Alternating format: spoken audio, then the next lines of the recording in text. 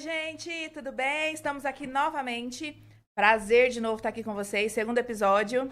Ângela aí. Bucaru! Boa noite, pessoal. Vanderlan, vulgo Bucaru. Não, vulgo é... vulgo parece coisa de delinquente, tá? Eu passei dessa fase. Mas estamos aqui de coração aberto, mais uma vez. Que alegria estar de volta pra gente, né, continuar com esse bate-papo aí. E quem sabe entretê-los, eu informá-los, ou só passar o tempo. Ou só passar o tempo. Passar o tempo, né? Legal. Com qualidade, viu? Vê lá, né? Qualquer passada de tempo. Lembrando, né, Vanderlan, pede o pessoal aí seguir, né, o nosso Instagram, @Rancho Bucaru. Procura lá, segue a gente. Segue que eu sou novela. E aí, se precisar, se quiserem mandar alguma mensagem, alguma pergunta para o nosso convidado, manda lá no direct que a gente eu fico no celular aqui porque eu fico olhando as mensagens de vocês, tá? Não é aquela desatenta não, tá ignorando. Muito bem, palmas ao amigo Binha, esse manja. Colocou aí nosso Instagram. Os apresentadores é Barrela, mas tendo uma assessoria técnica dessa aí do Binha. Top, olha lá. Vixe, ia mostrar lá. Muito bem, Bia, muito obrigado, é isso aí, esse é o Instagram, entra lá. Faz pergunta, né? Faz pergunta no direct pro nosso convidado. Ele responde? Ele responde. Qualquer pergunta? Não. Vê Também lá. não vamos colocar pergunta. Você nem assim, sabe né? quem é o convidado. Eu sei. Então fala pra gente. Eu vou apresentar pra vocês. Vou falar um pouco do nosso convidado, mas eu tenho que fazer uma piadinha, gente, pra apresentar ele. Eu não vou dar conta de não fazer essa piadinha. Cuidado, nós estamos em tempos difíceis. Viu? Não, ele é muito top. O assunto que a gente vai abordar hoje aqui é muito, assim, interessantíssimo. Vocês vão ver, até para quem não tá no meio, vai gostar de saber mais sobre isso. Muito interessante, tá? E assim, quando a gente pergunta para ele assim, e aí, você tá bom? Aí ele fala assim, sempre bom! É o Márcio sempre bom! Ei, viva! Foi legal minha piadinha, gente, dá risada. Tá bom, já chega. Boa noite, gente, tudo Boa bem? Boa noite, Márcio. Seja bem-vindo. Um prazer estar com você aqui. Você está aqui com a gente. Prazer é todo meu, abrir a oportunidade para a gente falar um pouco, conversar, bater um papo, trocar ideias. Tá bom? Tem assunto proibido, não? Tem, claro que tem. Gente, o Vanderlan quer falar muita coisa. Não necessariamente tanta coisa, mas algumas coisas precisam ser ditas, mas é proibido. É proibido. Tá bom. Né? Aliás, você está muito bonito de vermelho, Márcio. Na realidade, o xadrez é uma cor bonita, entendeu? Entendi. Independente da cor que ela seja, ela é bonita. A base, né? A base, é verdade. Tá bom. E aí, Sim. como é que é? Você falou que ia apresentar o Márcio? Apresentei Márcio sempre bom. Quando você pergunta se ele tá bom, você fala, e aí, Márcio, você tá bom? Ele fala, sempre bom. Sempre bom. Porque o sobrenome dele é sempre bom, gente. É Márcio sempre Verdade? bom. Entendeu? Você sabe que eu existo mesmo? Chega aí, Binha! Chega aí, Binha! Tirar o... Olá, galera. O Binha. E aí, Binha? Dá um alô pra galera aí. A gente sabe, ao vivo, né? Ao vivo Aí. sem. Aê! Esse é o nosso grande produtor técnico, Binha! Vamos lá. Muito bem. Se não tem ele nos comandos, a gente não dava conta Tá, de mas fazer vamos lá. nada aqui. Então, Márcio, a gente primeiro de tudo se apresenta, né, pra galera aí, pro pessoal que tá nos assistindo. Fala um pouquinho de você, de onde você veio, o que você trabalhou aí, pra daí a gente dar a introdução no assunto. Vamos lá, gente. Eu sou paranaense de Campo Mourão, estou no Mato Grosso há um bom tempo. Sou formado na área de agronegócio, algumas especialização e trabalho na área de consultoria, com agronegócio e com empresas privadas também, mas focada no agronegócio. Tá? E trabalho com crédito, trabalho na orientação de gestão, de planejamento, de marketing, de vendas, principalmente, são áreas que eu atuo, e algumas áreas técnicas. Mas, assim, ultimamente estou mais focado na parte empresarial de gestão, vendas, planejamento, negócios nesse sentido. E projetos técnicos e projetos de crédito, vamos dizer assim. Também trabalho como a gerência comercial de uma empresa de IA, que é a identificação artificial em carcaça bovina. E com áreas de crédito eu trabalho em parceria com alguns escritórios de contabilidade, que como o produtor rural ele depende do escritório de contabilidade para poder fazer a contabilidade da sua empresa, que é a propriedade rural. Quando ele necessita de crédito rural, a gente entra em parceria e faz os projetos. Legal. Muito bem. Nossa. Mas a formação sua acadêmica qual que é? Eu sou técnico em agropecuária, comecei agronomia, terminei agronegócio e estou nessa área aí. É técnico em agropecuária? Agropecuária. E aí, que beleza, hein? E você falou IA, eu achei que era inteligência artificial. Inteligência artificial. É inteligência artificial. É? Mas explica pra gente, o que é isso? O que é carcaça? Carcaça, quando eu falava carcaça, assim, muita gente acha que é... Inclusive, você falou carcaça, sabe o que me lembrou? Do nosso amigo Carcaça. Verdade. Quanto tempo? Quanto tempo? Um abraço, Carcaça. Um abraço, Carcaça. Não sei se ainda é. O Carcaça era Salva-Vida de Rodeio. Salva-Vida de Rodeio. Lá em Monte Alto, São Paulo. Um abraço, Carcaça. O IA, na realidade, a identificação artificial de carcaça. A carcaça bovina é quando o boi é abatido dentro de um frigorífico, ele passa por uma linha onde que faz as retiradas, a limpeza, vamos dizer assim, e ele chega em cima da balança. Quando ele chega para ser pesado, atualmente uma pessoa ela faz a classificação e a tipificação para fazer essa cobertura da carcaça. Da gordura, né? Da gordura da carcaça. E essa cobertura é que define se a carcaça vai ser para o mercado ou X, A ou Z. Alguns frigoríficos pagam bonificação por uma carcaça com boa cobertura, outros penalizam as carcaças com mal cobertura de gordura. Tem frigorífico que não paga nada, mas de todo jeito ele classifica essa carcaça. E hoje essa classificação e identificação ela é feita exclusivamente por uma pessoa. E pessoas, você sabe que nós estamos sujeitos a erros, a emoções, a julgamentos, e pode ser que aconteça erro. Pode não, acontece, né? Todos nós estamos sujeitos a erros. E os dados que a gente tem é que uma pessoa consegue acertar 60% da acurácia, ou seja, 60% daquilo que ele classifica. Se for bom, né? Ele classifica bem. Já a IA consegue chegar a 95%, 100%. Então, além disso, ela é auditável, né? Se a pessoa, se o produtor bate o bovino e ele questiona que a carcaça dele não é aquela classificação, você vai lá, puxa as imagens, você vai apresentar para ele a classificação. Então, assim, é uma IA que é uma startup chamada Redsoft. Ela tem 2 anos de mercado e agora ela entrou para a parte comercial, é onde que eu recebi o convite para trabalhar na parte de gerência comercial dela, que é um dos trabalhos que eu faço. Estamos expandindo, já abrimos alguns frigoríficos e vamos expandir a nível Brasil. Muito bem. Para você que está aí pensando, e daí? Vem comigo. Na hora que você vai assar a sua carninha, é hiper importante. Então, é bom que você saiba que antes de você temperar aquela picanha ou a costela, existe um mecanismo imenso até ela estralar na sua churrasqueira. É verdade. Então, a gente está vendo aqui com o nosso amigo Márcio o quê? A qualidade que cada vez se emprega mais, né, na produção de alimento. Justo. Então, tipo assim, a carne, além de ser alimento, é prazer, né? Porque tipo assim, o churrasco é uma coisa muito maravilhosa. Então, aquela gordura, porque tem também, não sei se mudou, mas num tempo que eu mexia ainda com frigorífico, ainda tinha uma classificação muito gorda, era negativa também. Justo. 6, por exemplo. Isso. Né?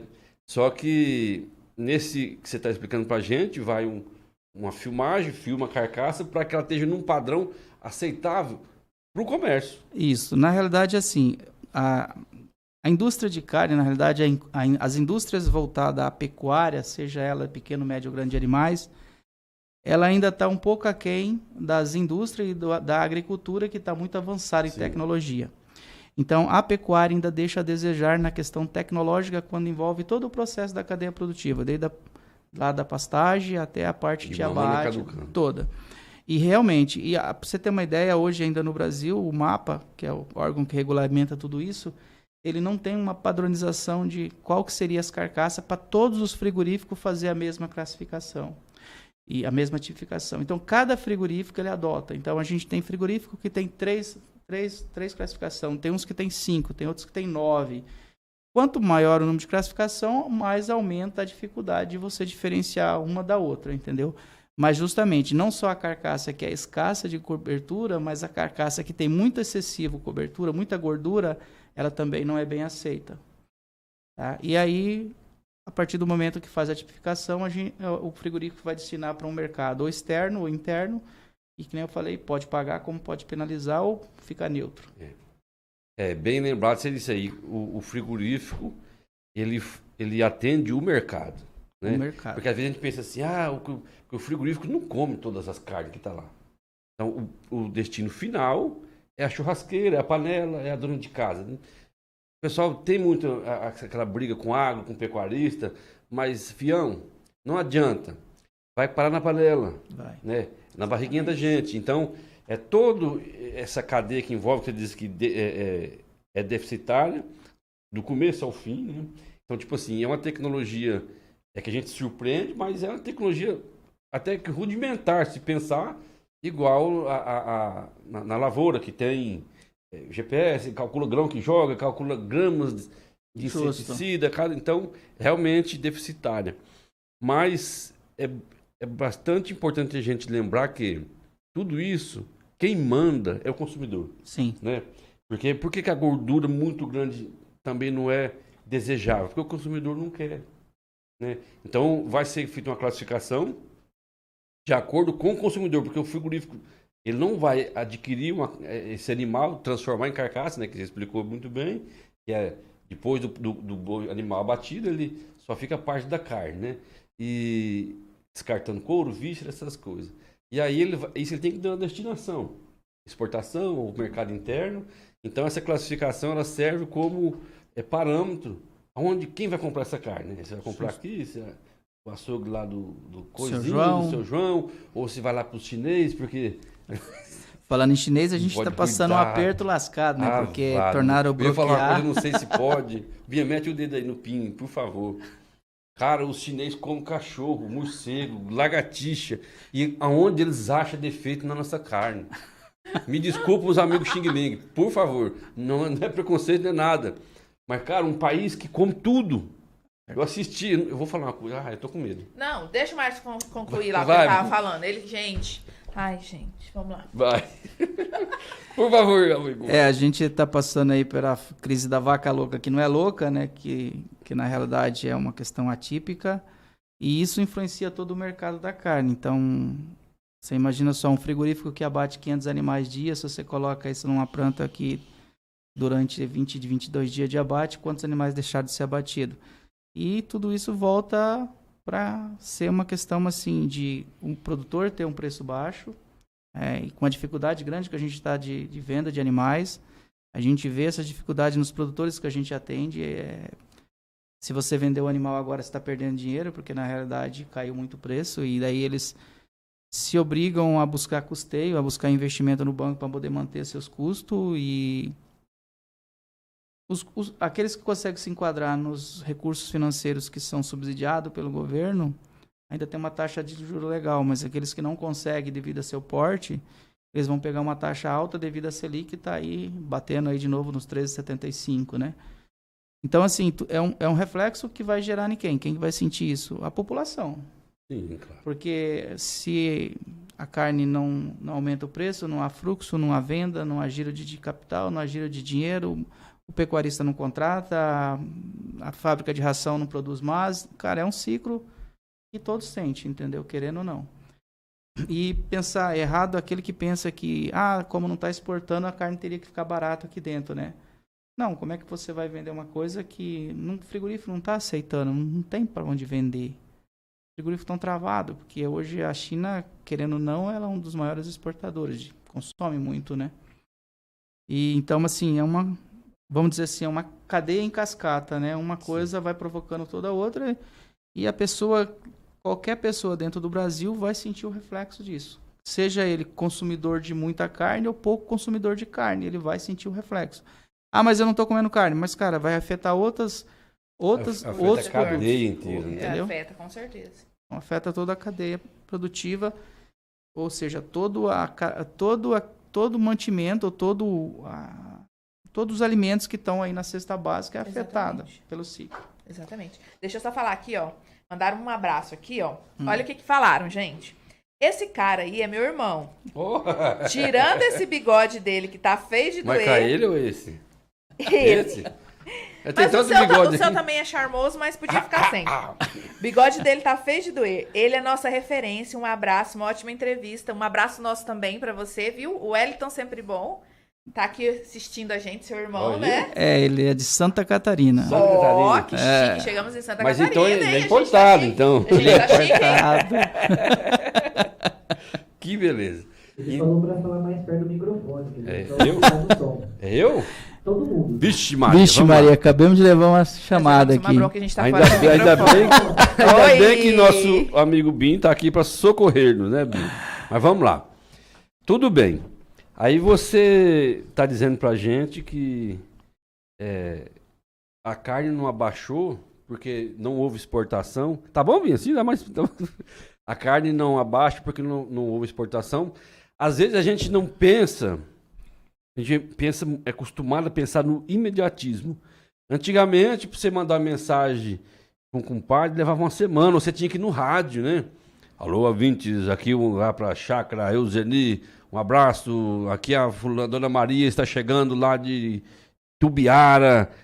Hoje no WhatsApp você manda para o mundo inteiro. Então, só que a gente fica com esse pensamento imediatista. A carne não foi exportada, mas não significa que toda a cadeia de custo caiu. Justamente. Porque se o cara gastou 2 mil para produzir um boi, ele gastou 2 mil. Já tá gasto, Já né? está gasto. E ele vai ter que comprar um bezerro. Então a pessoa pensa que magicamente é assim, ó. Pá, é igual pipoca, né? Pá, botando coisa no pasto. Justo. E vive essa guerra entre consumidor, pecuarista, frigorífico, que eu acho uma grande bobagem. Porque a cadeia tem que se unir de mercado é assim. Se abaixar a carne, vamos pensar comigo, se eu estiver falando bobeira, você já me corrige, que você entende ou não. Se eu abaixar a carne, eu não tenho lucro, eu gastei 3 mil no meu boi e vendo ele por 2.500. Eu perdi 500. No ano que vem eu vou fazer o quê? Pescar. Não vou comprar boi. Eu vou ficar no sol, vou pescar, deixo minha fazenda e vou arrendar com outra coisa. No outro ano, o que acontece? Não tem gado. Justamente. E aquele boi de 3 mil vai para 6, para 7, para 8. Né? Descontrola toda a cadeia. Você pode explicar bem pra gente? A gente já conseguiu acompanhar esses reflexos há uns anos atrás. Tipo assim, o preço da carne estava muito boa. E aí, como o pecuarista quase não tinha boi, começou a bater as vacas, matrizes. Sim. E isso vai refletir 2, 3 anos depois, porque a falta de bezerro também. Então, assim, é uma cadeia que ela sobe e desce conforme ciclos, igual qualquer outra cadeia produtiva. É uma cadeia que depende muito da questão edafoclimática, a questão de clima, de temperatura, de seca, de chuva e de comida, principalmente. E nós tivemos aí, né, querendo ou não, uma guerra da Ucrânia que acabou afetando a questão dos insumos. Certeza, né? A adubação ficou cara, solo ficou caro, trato ficou caro, ração ficou caro, silagem ficou caro, pasto ficou caro. Então, é aquilo que você falou. Se o cara já gastou 3 mil para produzir, se ele vender 2,5, ele vai perder dinheiro. No Reembolso, não tem reembolso. Não tem reembolso. Tem voucher, não tem? não tem. Então, assim, é uma cadeia. Ele tem que cobrir o custo, senão ele vai, no outro ano, de duas, ou ele vai pescar, ou ele vai comprar menos animais. E daí a gente vai ter um reflexo maior, porque menos animais no mercado, a procura maior aumenta a inflação e automaticamente é um ciclo. Então tem que se balancear esse ciclo sempre, né? Que é uma coisa difícil, que a gente depende aí de boas políticas públicas para fazer com que esse ciclo nunca fique descontrolado. Aí a coisa aperta, hein? Aí começa a entrar no assunto proibido. Mas tudo bem.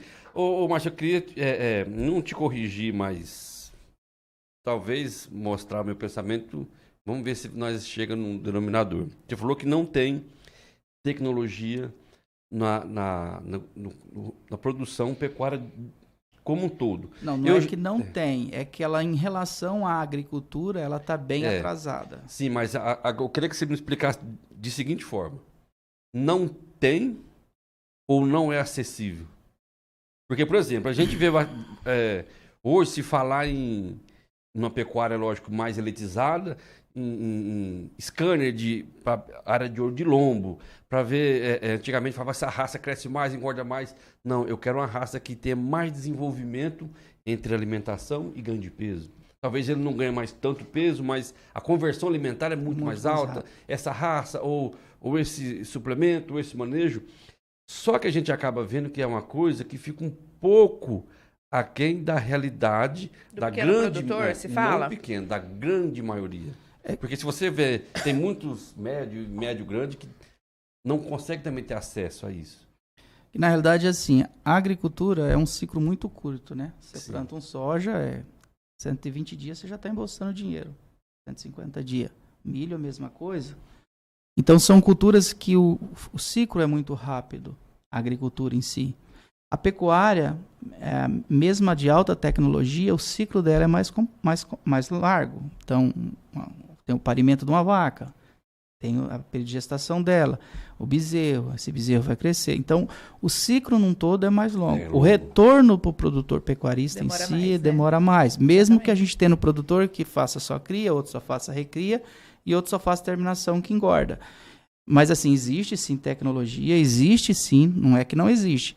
É que se a gente for fazer uma comparação pecuária e agricultura, a pecuária ainda está um pouco defasagem. Outra coisa, na pecuária, por ter vamos dizer assim, esse período mais longo de você fazer a venda, a terminação, mesmo que eu trabalho só com bezerro, então, querendo ou não, eu tenho aí no mínimo 15 a 20 meses para poder essa vaca entrar em gestação, esse bezerro ir para o chão, nascer, e eu vender para quem vai fazer a recria dele, ficar mais um ano com ele para passar para a terminação. Então, o ciclo é bem maior, o ciclo chega a ser 3, 4 vezes mais do que o da agricultura. Então, muitas vezes, esse reflexo que o produtor pecuarista olha para a hora de investir numa tecnologia, de investir em algumas coisas, aí ele coloca o peso no bolso, eu vou ter que desembolsar muito. E o meu ganho ele vai demorar 3, 4, 5 anos para me repor isso. E ele não enxerga isso talvez como um investimento, ele enxerga isso como um custo, simples custo. Diferentemente que você vai na agricultura, as pessoas enxergam o investimento como investimento, porque ele vai ser retornável. E rápido. Na pecuária, não. Ele é retornável, mas ele é um pouco mais demorado. Mas sim, temos muita tecnologia na pecuária, temos pecuária de ponta, temos produtores que estão trabalhando nisso, mas ainda a pecuária, vamos dizer assim, acaba sendo o patinho feio por trabalhar numa questão muito extensionista de áreas grandes, áreas degradadas, onde que você tem no máximo aí uma UA por hectare. Então, isso acaba aumentando o custo do pecuarista. Mas isso já está mudando, entendeu? Hoje você já vê outras realidades. Pecuaristas investindo em reforma de pastagem, recuperação de pastagem, sistema de lavoura-pecuária ou lavoura-floresta, pecuária-floresta.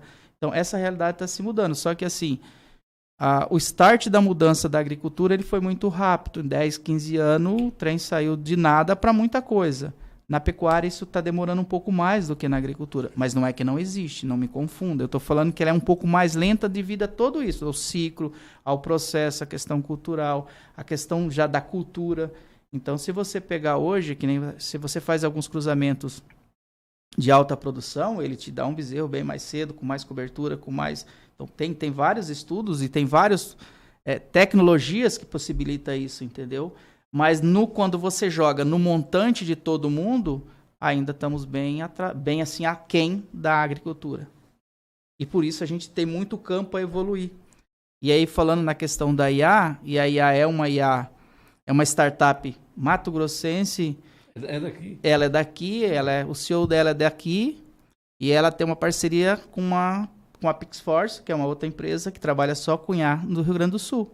Então, assim, são uma startup mato-grossense que desenvolveu isso. Na verdade, o professor Ângelo, que desenvolveu a ideia, porque ele fazia capacitação desses técnicos, entendeu? E aí ele viu que, na realidade, o que ele fazia, chegava no final, quando ia tirar a prova dos 9, vamos dizer assim, as pessoas não acertavam 50%. E aí, ele contando a história para mim, ele disse que pegou o celular dele, o iPhone dele, ele colocou assim e identificou ele no meio de 8 milhões de pessoas. Acho que é mais ou menos isso que nós estamos no mundo, né?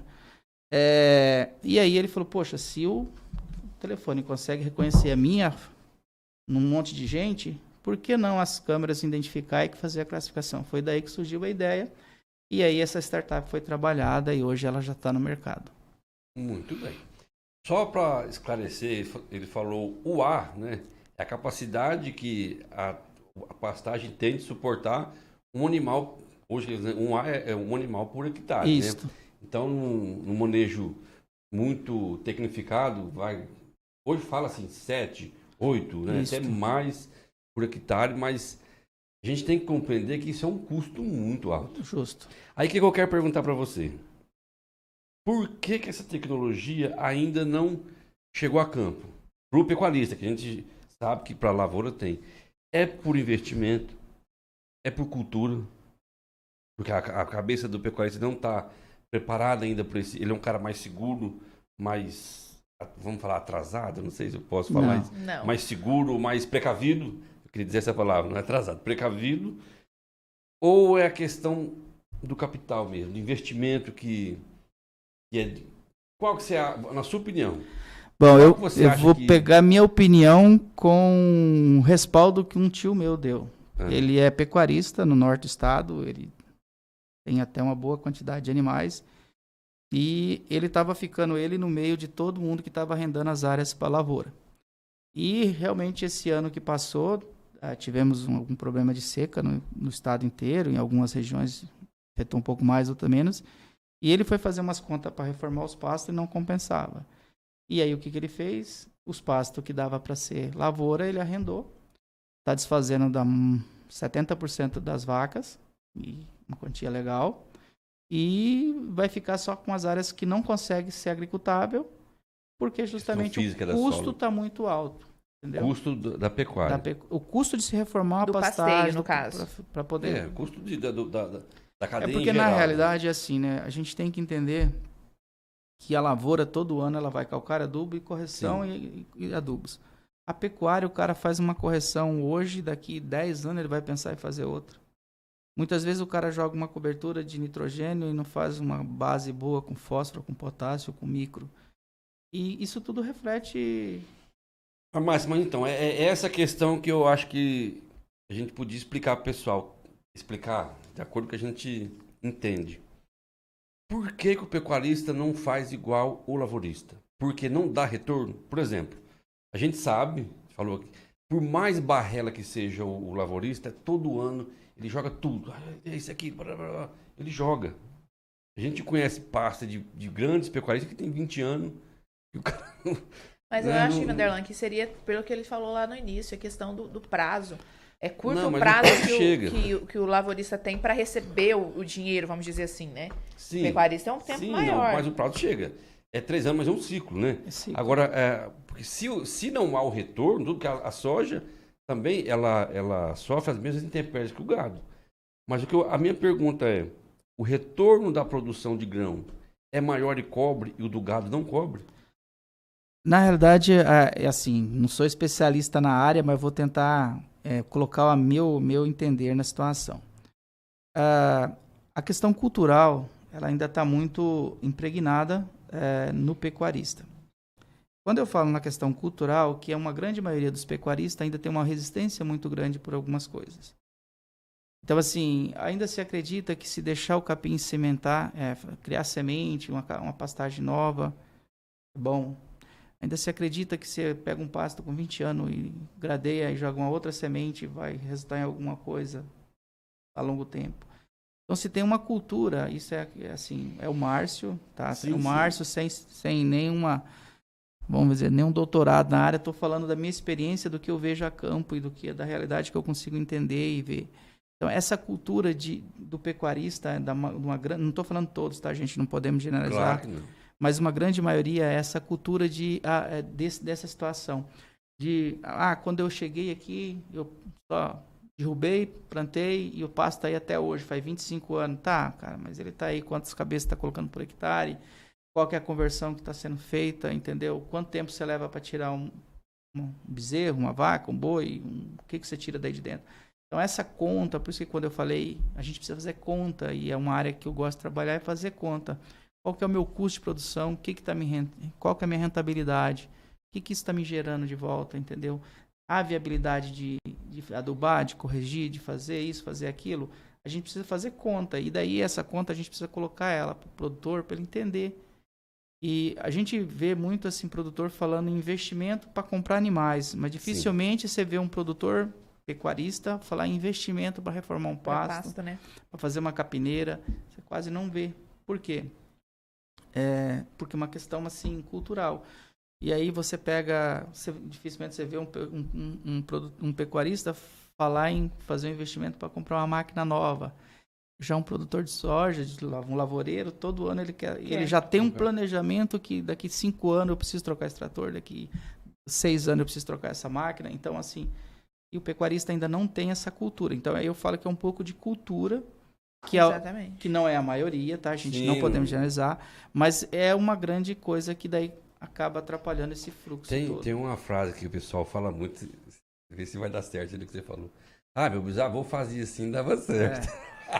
Mas mais ou menos assim. Não, meu bisavô fazia assim, dava certo, porque aqui... Ele falando aí dessa questão do lavorista que quer trocar de máquina, né, e do investimento, tudo, a gente pode entrar aí na outra área que ele atua, que é a questão dos investimentos, né, do crédito, né? Crédito? Do crédito aí pro... me interessar. O crédito, Márcio, ele tem várias linhas de crédito, se você puder explicar pra gente, diferenciar. Existem projetos, né, para cada setor, né? E tem para o pequeno e para o grande produtor ou não? Isso. As questões das linhas de crédito, assim, a gente precisa quebrar, vamos dizer assim, não é nem quebrar, é desmistificar algumas coisas, né? Eu vejo que a informação, ela acaba vindo muito distorcida ao produtor na questão do crédito em si. E o crédito em si, mesmo os créditos subsidiados, mesmo que ele é juro barato, vamos dizer assim, ele precisa ser pago. Sim. E você precisa investir bem para ele ter retorno, senão ele também você não vai conseguir pagar. Então não é só a questão de pegar um dinheiro a juro barato e fazer um mau investimento, que a hora a conta vai chegar e você vai ter que pagar. Mas hoje a questão do crédito, nós dividimos os produtores em pequeno, médios e grandes produtores. E nessa linha de pequeno, médios e grandes produtores, cada um se enquadra em uma linha de crédito. Ah, certo, entendi. Assim, os pequenos produtores ou os produtores que conseguem se adequar ao Pronaf, que são aqueles que têm até 4 módulo rural, e daí o módulo rural ele está conforme cada região, município, que é em cima do CCIR. Então, assim, em média, os módulos aqui são de 60 hectares. Então, o produtor que tiver menos de 240 hectares, que fatura menos de 500 mil por ano na propriedade, que a mão de obra ser praticamente quase toda da família, ele tem o direito de pleitear um crédito Pronaf. Ter direito não quer dizer que ele pode pegar, porque a gente tem outras regras no jogo, vamos dizer assim. E a partir daí, se ele está nesse padrão, nesse enquadramento, ele procura hoje o órgão que libera um documento que era chamado de DAP, que era a Declaração de Aptidão Pronaf até novembro do ano passado, e agora passou a chamar CAF, Cadastro da Agricultura Familiar. Ele tem que procurar a Empaer do seu município para pleitear esse documento. Aí a Empaer tem as regras para ser estabelecido e ela vai fornecer. Com isso, com essa DAP e o produtor, ele tem um parâmetro para acessar o crédito Pronaf. Aí nós vamos para uma outra situação. O produtor ele precisa ter a legalidade ambiental das propriedades. E no estado do Mato Grosso, o que se exige? Exige a questão do CAR, Cadastro Ambiental Rural, e a APF. E a gente tem algumas peculiaridades nessa questão do CAR e APF, porque não é somente você ter o CAR e APF.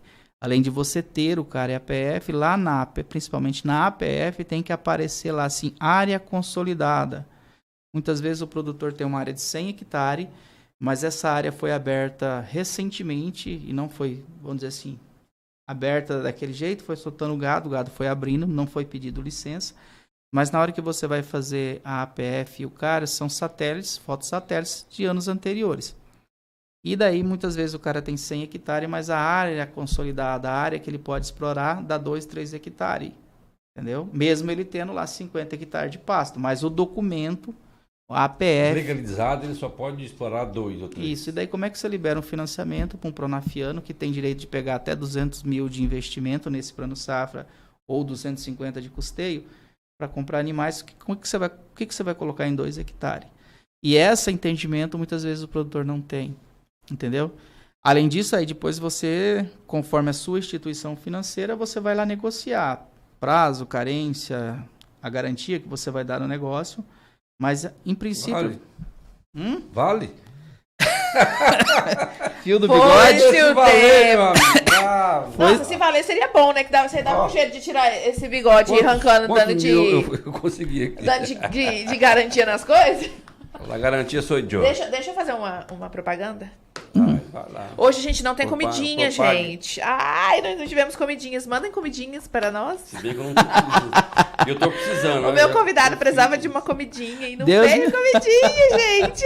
Olha os frigoríficos aí, ó. Não fez propaganda. Pois é, ó. Tinha que mandar uma picanha assada. Não pode falar picanha assada que dá até medo. Gente, eu quero falar do... Vocês gostaram do meu colar? Dá pra ver? Binha, tá vendo meu colar? O pessoal tá vendo meu colar? Gente, vocês estão vendo meu colar? Dá pra ver? Aqui. Viram? Lindo, né? Gente, esse colar aqui, ele é um difusor. Ele abre aqui, eu não sei abrir direito, não. Ele é colar difusor. Ele abre aqui, ó. E tem uma almofadinha. Nessa almofadinha coloca óleo terapêutico para você ficar ó, cheirando. Ou ele fica, conforme você vai usando, né? Vai subindo o cheirinho aqui para você, exalando, que são óleos terapêuticos. Você pode usar para ansiedade, você pode usar para... Eu tô usando aqui o Balance, que é para concentração. Tem pra quem é hiperativo, tem várias coisas, tá? Esse aqui foi presente da minha amiga Manu, e ela vende os óleos do Terra, tá? Depois eu vou deixar lá o link dela lá, o Instagram dela, tá? Pra quem quiser. Ó, além de ficar chique e bonita, você pode ficar calminha, assim, ó. Né? É isso aí. Beijo, Manu. Vamos, pode continuar. Hoje não tem mais nada, tá, gente? É só isso.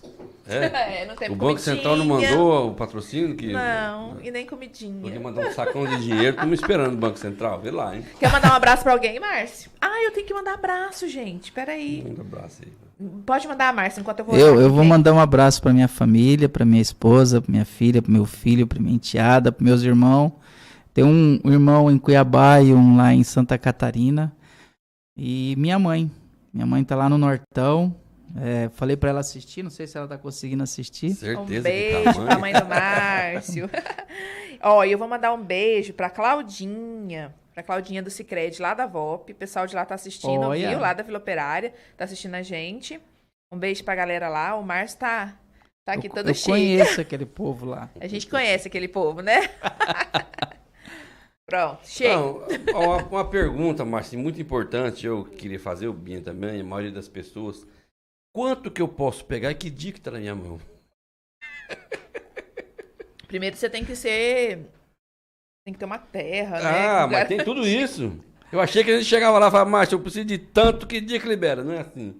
Não, assim... Márcio, aí você me desanimou. A instituição financeira, como qualquer outro negócio, ela não deixa de ser um negócio, né? Mas é um negócio que trabalha com dinheiro. E que quer retorno, quer lucro, gente. E, como assim, que paga os funcionários? Independente se é instituição X ou YZ, você precisa ter um relacionamento com a tua instituição. Então, assim, quando o produtor definir escolher uma instituição, eu recomendo fazer pesquisa. Não quero aqui falar nenhuma, mas com Olha aquela que patrocinar nós, não vai mais. Então não fala, não. Pode falar, moço. Fala, pode falar. Fala que você... A gente tem as instituições. a gente tem todas as instituições, as cooperativas de crédito. Eu sou muito fanático das cooperativas, porque o cooperativismo em si ele tem uma outra qual pegada. Que é que é boa aqui? Fala, Márcio. A cor não aparece aqui, mas... Não, a cor não aparece. Não, mas a gente tem hoje, assim, que atua na nossa região, tanto o sistema Sicredi como o sistema Sicobi, para produtor rural. Sim. Devemos ter outras cooperativas, a Primacred deve estar entrando também, a Cressol também deve estar chegando daqui uns dias aqui. E dos outros bancos, o maior assim que faz, eu acredito que seja o Banco do Brasil também, né? O Banco do Brasil, ele é o mais famoso, mais conhecido. Né? Agora, o ano passado, mais recentemente, a Caixa também voltou a atuar com o produtor rural. A Caixa eu não sabia. A Caixa votou. Muda questão de juros, não? Muda, cada banco aplica o seu, não é, Marcos? Cada banco interfere ou não? Tipo assim, não. Eu tô falando em relação a esse crédito que vem do governo. Não. Os créditos subsidiados, independente da instituição financeira, elas têm que seguir a regra do governo, que é definida no Plano Safra. Então, o Plano Safra, diferentemente do ano corrido, o Plano Safra, o Ano Safra, na realidade, ele começa em julho de um ano, que nem agora hoje nós estamos no Plano Safra 22-23, que encerra agora em junho. E daí em julho começa o Plano Safra 23-24. E é nesse começo que o governo define montante que vai ser repassado para cada linha, taxa de juro que vai ser mantida, ou se vai ser aumentada ou vai descer, e nos créditos subsidiados, nos créditos que envolvem aí linha Pronaf, linha que é BNDES, as linhas do BNDES em si, as linhas de crédito repassado, as linhas de FCO, que no nosso caso aqui é o Fundo Centro-Oeste. Então, esses são juros que eles são, vamos dizer assim, carimbados, que a gente fala, né? Ele já vem lá. E depois a gente tem os créditos comerciais, que são créditos mais abertos, créditos que não são diretamente repassados, não tem subsídio. Aí sim, cada instituição, ela precifica ou trabalha ele com valores diferentes. Então, porque ele não tem subsídio, né? Não, esses aí não. Aí é o dinheiro da instituição que empresta e... Não, vamos dizer assim, é o dinheiro que está dentro dela girando, Sim. né? E esse montante também, né, Márcio, ele é definido para cada banco. Não é que cada banco ou cooperativa vai ter a mesma quantidade. Não. Cada banco e cada cooperativa tem o seu montante diferentemente, né? Cada um tem o seu... Os créditos subsidiados, eles dependem muito, assim, no caso das cooperativas, qual é o teu tamanho de patrimônio em cima que você recebe lá. Tem uns cálculos a ser feitos. Não vamos entrar no mérito dos cálculos. Sim. Já as instituições tipo o Banco do Brasil, mesmo ela sendo aí mista agora, né, porque ela não é pública e tem um pouco de ação e tal, ela também recebe uma boa quantidade, vamos dizer assim, é um dos maiores detentores né? de crédito subsidiado, porque era... Mas, por incrível que pareça, na linha do Pronaf que a gente estava falando, o sistema Sicredi é o maior repassador. Sicredi? Porque o sul do estado, ele repassa... O sul do estado, não, desculpa, o sul do país, ele repassa muito Pronaf. E o Sicredi, ele é um dos maiores repassadores, ou seja, é um dos maiores que pega a linha Pronaf e repassa para o pequeno produtor. Agora, já os médios, grandes, aí já a conversa começa um pouco a mudar, né? Porque aí você tem o dinheiro que vem com repasse, que é subsidiado, e aí entra os Pronamp e algumas linhas de demais que a gente fala. Mas a gente também, porque o grande produtor, ele precisa de um dinheiro, assim, tô precisando de dinheiro, cara. Tô precisando fazer isso. Então, assim, o banco geralmente tem essas linhas próprias, um juro um pouco mais alto, mas devido à agilidade, tudo isso, alguns, é claro, e aí você precisa do produtor ou empresário rural, seja ele pecuário ou lavorista, ele precisa ter consciência que esse dinheiro é caro, mas ele tem na ponta do lápis para saber que o que ele vai investir vai dar retorno para pagar. Geralmente tem, menos já está nesse patamar, ele já tem uma certa... E aí, se você tem... E aí, assim, hoje, a grande maioria das instituições também já trabalha com moeda estrangeira, principalmente quem trabalha com lavoura, ou algodão, ou soja, ou milho, porque trava o dinheiro. Então, assim, hoje o crédito em si, ele é bem... Podemos dizer que o sistema financeiro brasileiro em si, ele é bem mais evoluído do que outros lugares, outros países. Devido a toda essa questão de transação ser muito rápida, essa questão de transparências ser muito rápida. Mas assim, os créditos subsidiados, eles têm uma exigência maior em documentação, que o governo... Burocracia também muito um pouco maior. Você falou questão de ambiental, questão não sei o quê. Isso. Já os créditos que não têm esse subsídio, eles são créditos que não têm tanta burocracia para você apresentar documentação. Alguns tipos de crédito você não precisa nem comprovar onde que você vai colocar. Então, assim, é bem mais fácil esse acesso e muitas vezes o time que a pessoa vai perder esperando um crédito subsidiado pelo negócio que ele está fazendo compensa ele pegar um crédito um pouco mais giro, caro. né? Vai ser mais e também, você está falando aí já de um médio, de um grande, ele já está com a engrenagem rodando e muitas engrenagens. Então, tipo assim, o dinheiro dele já vai entrar naquela engrenagem. Né? Os outros já tem que... O cara vai pegar um dinheiro para fazer uma reforma de pasto, para esperar esse pasto crescer, para depois...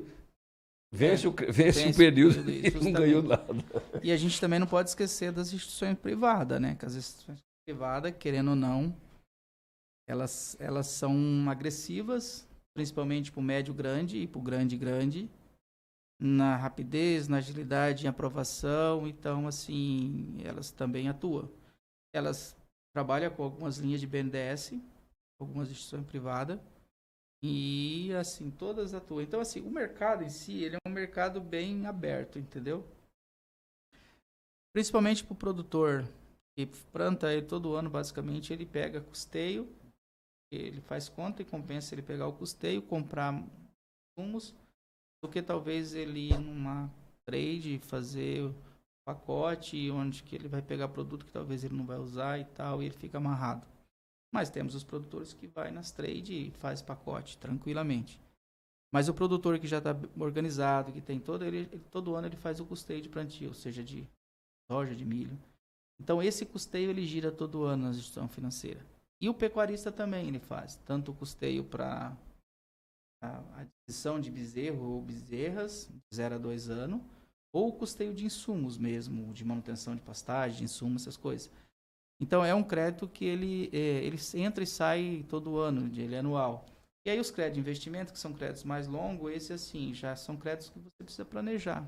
E aí o pequeno, quando ele quer buscar esse crédito, ele tem alguma assessoria, não? Ou ele vai chegar no banco lá direto? Me dá uma Ele grana? pode chegar no banco, mas tem assessoria, né? Na realidade, assim, Foda dele.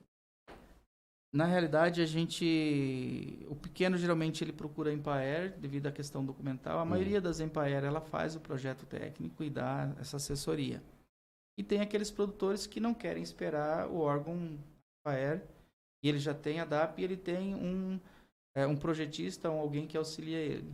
E aí esse projetista é que vai ajudar ele a montar o projeto, definir, mas a negociação, a maioria das instituições, ela tem os seus gerentes de negócios que trabalham no agro. Então, se eu sou o senhor é um pecuarista, um lavoureiro, e vem em mim, eu sou gerente de uma conta do senhor no banco, o banco que seja ele qual for, ou cooperativas, ou instituição financeira, e aí o senhor vem me pedir um crédito, aí eu vou identificar o seu cadastro, ver como é que é o teu relacionamento com a instituição, se você está em dia, se você vê geralmente a instituição financeira consulta como é que está seu endividamento no sistema financeiro. E paga bem. Paga bem, se não tem atraso, está com cartão bimbado em algum lugar. Então, todas essas análises é feita, entendeu? E a partir daí, hoje, a grande maioria das instituições, e daí eu falo que as instituições, as cooperativas estão muito avançadas nisso, e as privadas, as públicas já não fazem tanto, pelo menos a que eu conheço, que eu conheço, é de visitar os produtores. Então, umas cooperativas, eu aqui como gerente, eu vou lá marcar uma visita para o senhor. Então, eu vou entender como é que é o negócio do senhor também. Porque assim, que nem eu falei no começo, o dinheiro mesmo ele sendo barato, ele vai ter que ser pago um dia, uma hora.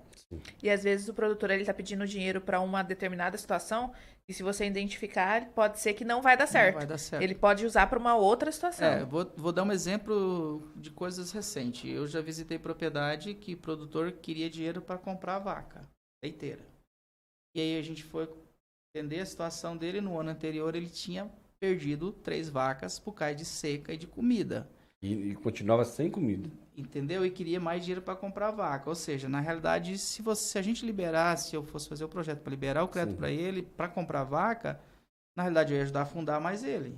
Certo? Ele ia gastar para Aí a gente tratar. tem que fazer Aí entra assim o projetista, o técnico, para orientar, explicar a situação, entender. E daí também o gerente de negócio, o gerente que está visitando. Mas aí o banco fornece essa assessoria, não? O cara tem que... As cooperativas, que nem eu falei para você, as cooperativas de crédito, ela tem o gerente que vai até a propriedade e ajuda a identificar isso. Mas o técnico que está fazendo o projeto para ele também tem que identificar isso. As instituições privadas também têm os gerentes de negócio que visita e vê como é que é. Apesar que a instituição privada pode fechar o olho e o negócio é liberar. Ainda mais tiver uma garantia forte. Mas as cooperativas em si, porque as cooperativas têm um diferencial. Visa mais a pessoa, né? O ser humano. Um todo, né? Visa mais... Ela acaba, muitas vezes, a gente fala assim... Deixando de vender o dinheiro para poder... Justamente, não afundar a pessoa. Então, assim... e já as instituições públicas, elas não conseguem... Elas não têm corpo para fazer... Aí elas confiam muito no projetista. E entendeu? O projetista, ela confia muito no que o projetista está relatando para ela. Não, é um cara bom, a pastagem está boa, ou a lavoura está em dia, ou isso, aquilo, é o que ele vai colocar no projeto. Entendeu? Então é nessa situação. Mas a gente está querendo ou não, independente se o projeto é bom ou não, nós estamos trabalhando com atividade que depende de clima, de questão externa. Entendeu? Então mesmo que você faça um bom projeto, a pessoa invista numa boa situação... Se der o intempere... Risco Isso é risco. Ô, Márcio, falei pra você que 1 hora era pouco? Era mesmo. Gente, agora, tá acabando. Considerações finais, dona Ângela. Considerações finais. Gente, gostaram? E aí? Manda aí pra gente aí o que vocês acharam. O Márcio é top, né? Tem muita coisa. Esse assunto é muito, muito, muito grande, abrangente. Se a gente for esmiuçar ele aí, a gente fica aqui, ó. Vai muito, sim. Vai muito, vai muito. Mas é isso aí, eu acho que espero que a gente possa ter ajudado, né? Sim, e pessoal serve aí. também, pra quem tá em casa, ver a dificuldade que é chegar o bifão lá na casa. Justo. Não é tão fácil. Exatamente. Não cai do céu, fião. Não cai do céu. Tá no... Não. E aí, Né? Exatamente. Ele dá as cutucadas, viu, gente? É assim mesmo. Não pode falar, mas pelo menos não tá Ele dá as cutucadas. Não é tão simples, né? Não é tão simples. Mas assim, Márcio, quero te agradecer de coração aí pela confiança, né? De estar aqui conosco, de falar um pouco do seu trabalho, um pouco do que você está aí no dia a dia, do que você passa aí no dia a dia. E é isso, acho que o pessoal pode também te procurar, né? Se alguém tiver mais... Pode. Posso Querer passar saber meu mais? telefone? Claro. Deixa eu pegar meu telefone no cartão, que nem eu tô lembrando do meu telefone. Ó, meu telefone é o 66-99204-1146. Repete aí mais pertinho do Peraí. Repita. Repita dentro. Gente, ele vai pôr tá o velho. É o óculos. É o óculos. Olha o óculos. Olha só, gente, meu telefone é o 66-99204-1146. E não esqueça que é Márcio, sempre bom. Sempre bom. É isso aí, gente. Obrigada. Obrigada, pessoal de casa aí que assistiu a gente, que acompanha a gente mais um dia. Fica gravado aí, compartilha o link pro pessoal assistir durante a semana. Semana que vem a gente tá aqui de volta. Nossa próxima convidada. A gente teve 2 homens, né? Semana passada. Um, agora o outro. Agora, semana que vem é uma mulher, uma moça. Linda, Sim. chiquetosa, maravilhosa, que ela vai contar pra Eu gente. não Depois sei eu quem é. conto. Um segredo, tá? Depois eu conto o que ela vai contar pra gente. Acompanhe aí pra vocês saberem. E lá no nosso Instagram também tem um linkzinho pro YouTube. Assistam lá, ver os nossos videozinhos no YouTube. Tá bom? É isso? Sim, senhora. É Pronto. isso aí. Márcio, brigadão mais Muito uma obrigado, vez. Márcio. Deus abençoe você e sua família. Um beijão pra suas crianças. Você sua faz esposa. projeto também, não? Faço projeto também. Então a gente liga pro Márcio. Liga É pro isso. Márcio. Aí se você pegar muito dinheiro e não estiver sabendo bem o que você faz, Deixa eu me falar empresta rapidinho, pouco. deixa eu falar rapidinho. Não, Gostaram tem da nossa logo? Mudou a nossa logo, tá vendo? E a cor também? É o nosso filhão lindo que fez. Beijo pra ele. Sebastião, meu amor, meu filho maravilhoso, meu primogênito, ele que faz as nossas artes. Né? Manda um beijo pra ele. Beijo, Ele Márcio. faz arte. Ele Ele faz arte. Beijo pros Mas- nossos bebês que estão em casa também. Mas E a então- sogra que tá cuidando. Olha que massa. Mas então, Marcelo, obrigado mesmo pela sua presença. É que é tanto assunto que, eu falei pra você, 1 hora fica pouco pra pouco. gente falar, porque às vezes a gente fala, mas tem que meio que decodificar, porque o pessoal que tá em casa talvez não tenha afinidade com os Isso. termos, não tenha Com o afinidade, até entender, mas uma coisa legal de saber o tanto que é difícil fazer comida. É bem mais fácil comer, gente. Vambora, ó. Vambora. Vai? Vambora. Tá quase na Gente, hora? Gente, Tchau. obrigado pela Obrigado. oportunidade. Tchau, Tchau, tchau. Binha. Obrigada, Falou, Binha. Binha! Falou! Obrigado Tchau, pela audiência, gente. muito obrigado pela Tchau. paciência.